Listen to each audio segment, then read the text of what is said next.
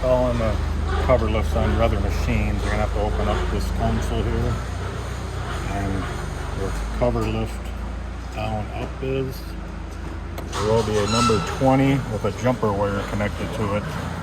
So you're gonna have to, on all your other machines, take the jumper out, retighten the original 20 in there, and where the jumper goes, it'll go to 47. It may go over here.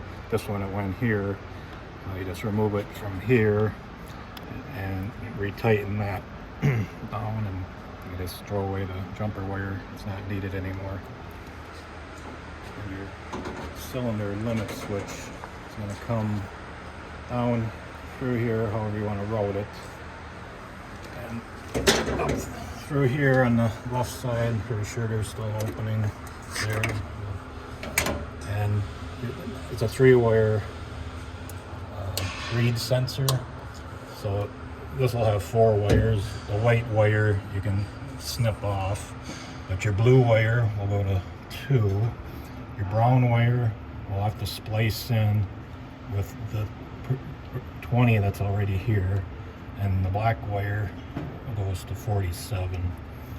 And then over here you have your solenoid cables. So you got 2 for each solenoid here, up, down.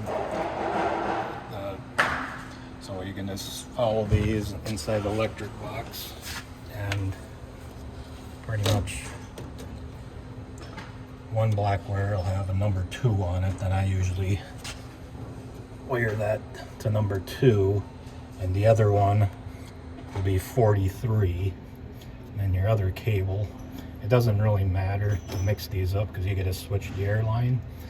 And so like the number 2 on the other one goes to your neutral 2, and then the other wire would go to 44.